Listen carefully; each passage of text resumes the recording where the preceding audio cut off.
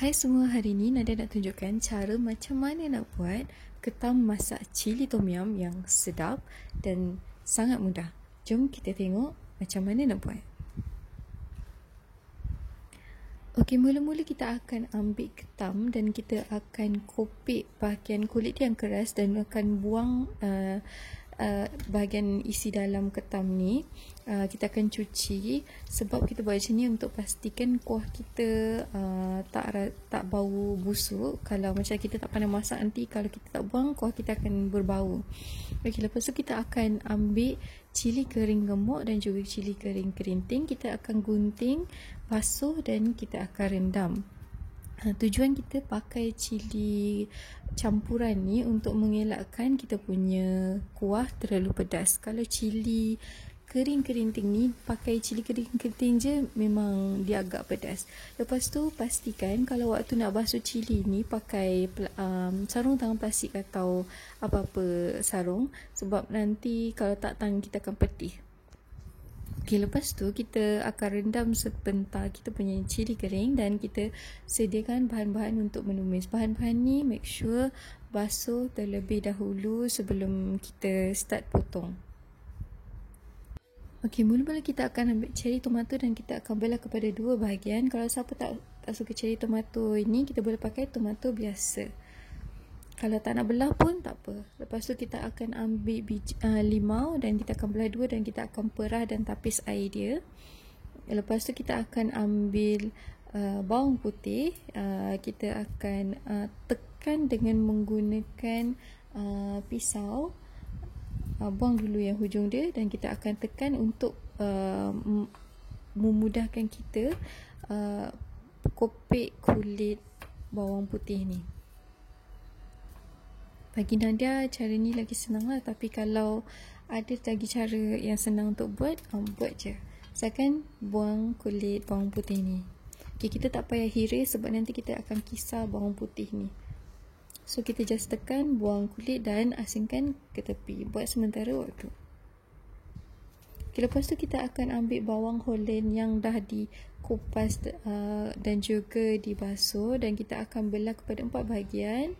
Kita akan ambil baby jagung dan juga kita akan belah kepada 2 bahagian. Asingkan ke tepi. Dan kita akan ambil serai, potong bahagian hujung serai ni dan juga kita akan ketuk serai ni menggunakan belakang pisau ataupun cara lagi selamat pakai lesung batu.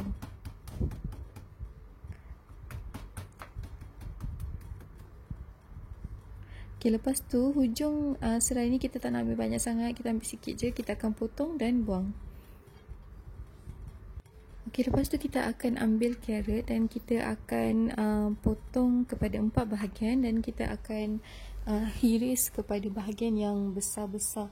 Ini pun terpulang. Kalau siapa suka carrot bulat-bulat, potong je bulat-bulat. Tapi bagi Nadia, untuk hindarkan ni, Nadia suka carrotnya bentuk dia macam ni.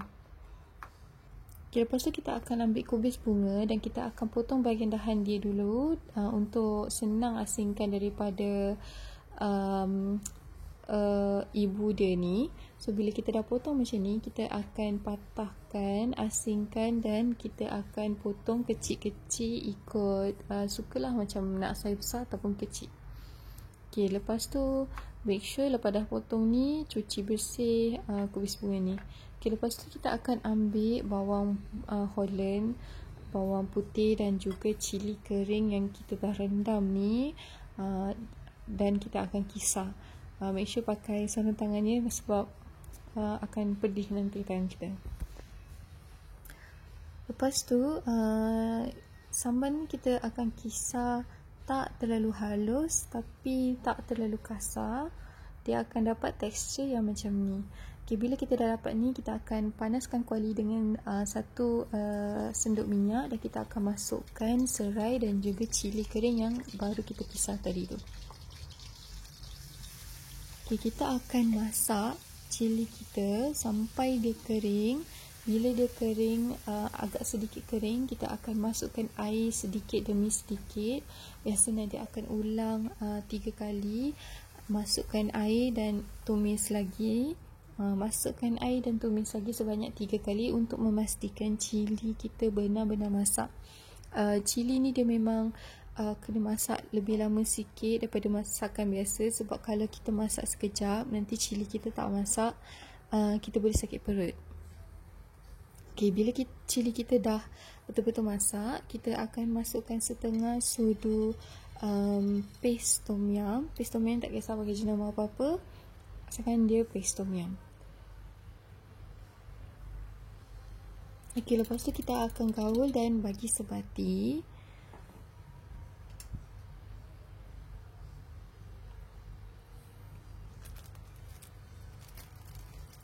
Dan lepas tu kita boleh teruskan masuk bahan-bahan perasa macam garam, gula, kalau siapa pakai Ajinomoto boleh pakai Ajinomoto, dan juga chili sauce.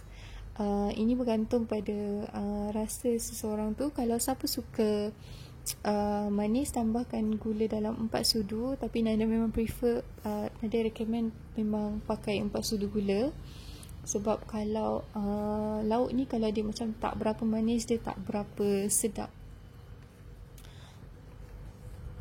Okay, lepas tu bila dah kuah dah cantik macam ni, kita akan teruskan dengan masukkan ketam kita. Okay, bila kita dah masukkan ketam kita ni, kita akan masak seketika. Make sure sambal ni betul-betul ketam kita betul-betul disaluti dengan sambal ni.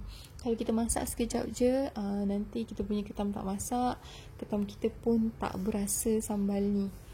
So macam rugi je kan masak sambal ni lama tapi tak rasa dekat ketam tu.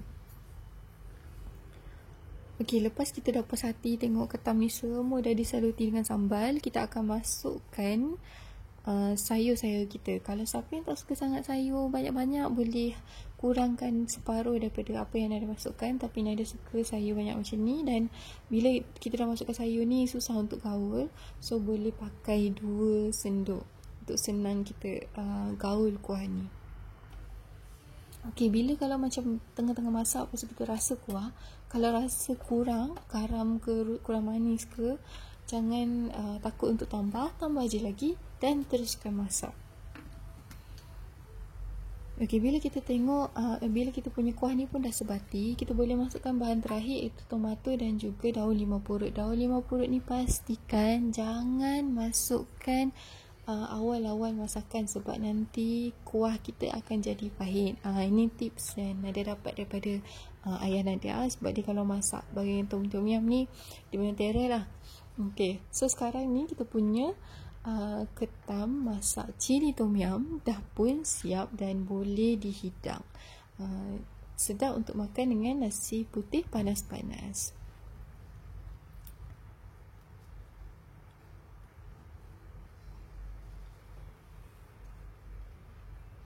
Nampak sedap kan? Okey, ketam masak cili tom yum dah pun siap. Selamat mencuba.